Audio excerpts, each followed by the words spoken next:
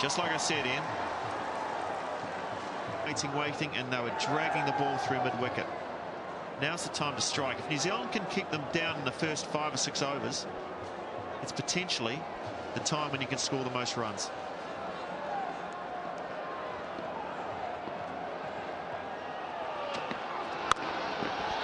That's typical Jayasuriya. Very strong in the forearms, very strong with the bottom hand, and just punched away. That emphasises your point about the ball coming on when it's new. Beautifully played, just too much width. And once it gets through the gap on a skiddy outfield with a new ball, you just can't stop it. Now they put back the third man. Doesn't matter where the field is for that. That's always going to be 4.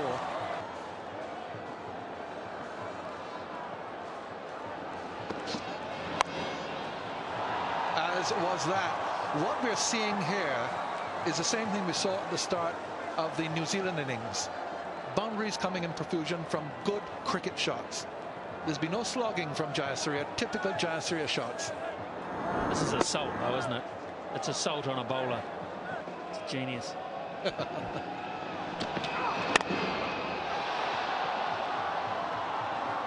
It's away from him. So the boundaries continue to flow from the Sri Lankan bats.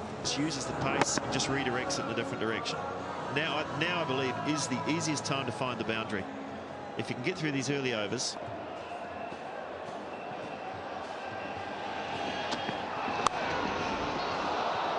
No fine leg. Always a dangerous ploy. Walked outside leg stump to try and hit this through the offside, and look at the adjustment so late in the piece. He's gone to give himself room to hit through the offside. He sees the line's not there. Hello. What about this option? Brilliant batting. Cup and this helping to build up, but of course there's a World Championship, 2020 World Championship in South Africa, the first ever in October.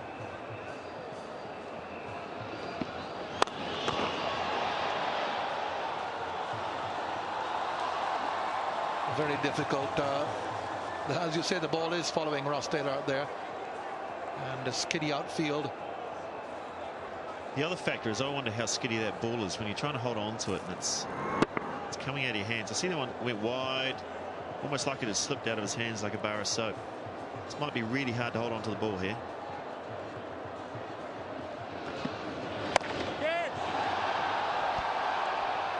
That's the first one into the seats for the Sri Lankans. We had quite a few from New Zealand. Brendan McCullum and Stephen Fleming kept scattering the spectators. Now Jayasuriya does the same thing.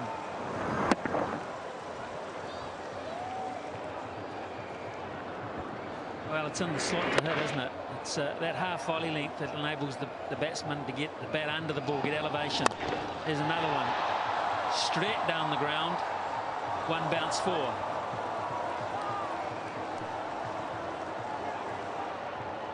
And the look on Andre Adams' face is telling a story about the difficulty of holding that ball, I think. I think the story it's telling is I don't want to be out here. It is very cold. It's now very wet as well. And the bowlers are in a hiding to nothing. Well, the problem for New Zealanders now, if they want to walk off, they might lose them. Be in the field with the rain coming down and the temperature being what it is. Another boundary. Jayasuriya is on fire. It's all Jayasuriya here.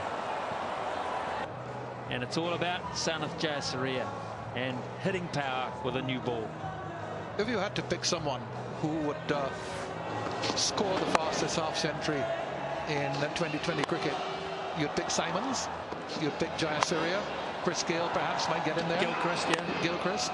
But Jayasuriya certainly would be in there. And some typical Jayasuriya shots here.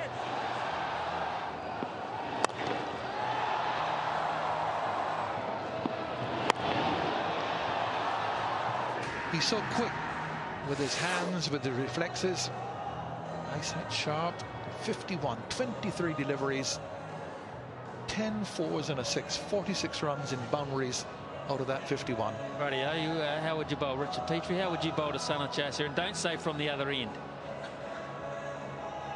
There's only one length to bowl to a guy like that. Yorker length. It's the only ball. Yorker, maybe a slow ball. But you've only got 2 deliveries. You're going to bowl to this guy. Yorkers, slow balls, nothing else. Forget length, forget short. You got York. You know, it's a simple game. You got 2 balls. That's all you do.